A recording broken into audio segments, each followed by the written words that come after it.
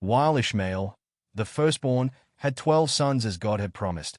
Isaac had twin sons, Esau and Jacob. Among them, Jacob, the younger of the two, was chosen to become Israel. Why did God delay the process for Isaac by one generation?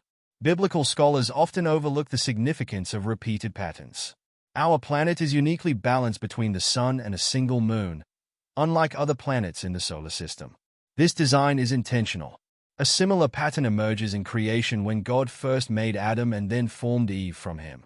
The pattern continues with the birth of Ishmael, who was strong and masculine like Adam, followed by Isaac, who was gentler and more contemplative, resembling Eve. The role of the priest had to be clearly defined for Israel to understand her purpose, as she was destined to be a nation of priests. Sarah believed that her son, Isaac, would be the king, and to eliminate any competition, she ensured that Ishmael was sent away without sufficient resources. He was given only bread and water, which were inadequate for his journey. Sending Ishmael away with nothing was not a peaceful parting, but an attempt to eliminate him and remove any competition. The covenant God made with Abraham included the promise of kings, making Ishmael's presence a perceived threat. Consider the covenant blessings God gave to Abraham. In Genesis 17 verse 2, God says, "I will multiply thee exceedingly." This was fulfilled through Ishmael.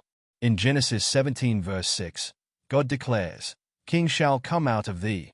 Fast forward to Genesis 17 verse 20, God affirms Ishmael's blessing. "And as for Ishmael, I have heard thee. Behold, I have blessed him, and will make him fruitful, and will multiply him exceedingly. 12 princes shall he beget, and I will make him a great nation." God's plan was made clear.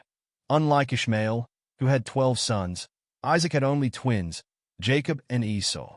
This time, God emphasized the distinction through their very physical appearance. Look at what the Torah says in Genesis 27 verse 11. "And Jacob said to Rebekah his mother, Behold, Esau my brother is a hairy man, and I am a smooth man." Genesis 25 verse 27. The boys grew up, and Esau became a skillful hunter, a man of the open country, while Jacob was content to stay at home among the tents. Jacob was a gentler man, but was he weak? Definitely not. He was designed to embody the role of a priest, refined and sensitive, attuned to learning from the Spirit of God. His strength did not lie in hunting or warfare, but in growing in knowledge, wisdom, and understanding the deeper aspects of life. Jacob understood that he was chosen for a different purpose, but he felt intimidated by his brother's strength. As a result, he turned to manipulation. When a priest fails to recognize God's plan, he resorts to manipulation in an attempt to gain power. God needed to refine Jacob, and his struggles with his uncle Laban played a crucial role in this process. However, fear still remained in his heart, as he knew that Esau might kill him.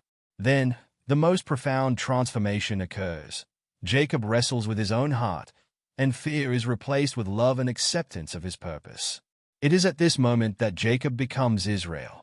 Jacob's transformation also sparks a change in Esau, who had come with 400 men to kill him. Instead, Esau embraces Jacob and allows him to settle in the promised land. Proverbs 16 verse 7 says, "When a man's ways please the Lord, he makes even his enemies to be at peace with him." And this is exactly what happened. Jacob initially took his brother's birthright, seeking to claim kingship. However, after his transformation, his perspective changes. He now embraces his role as a priest and bows down 7 times before Esau, honoring the protocol of kings.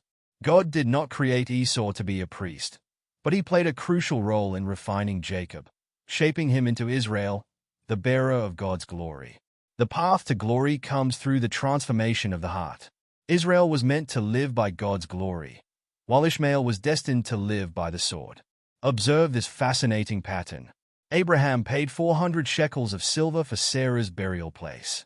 Esau approached Jacob with 400 men to destroy him. Israel endured 400 years of slavery in Egypt. After Joshua led Israel into the Promised Land, it took 400 years before they had a king. David began his reign with the allegiance of 400 men. The period between the last prophet, Malachi, and the coming of Christ was 400 years. God's word is powerful, and any attempt to distort the truth is in vain. A clear pattern emerges, speaking for itself. When scholars fail, God's word defends itself. It is living and sharper than a double-edged sword, cutting through all propaganda and standing victorious. Subscribe to Prophetic Insights for unbiased revelations on biblical prophecy. Thanks for watching.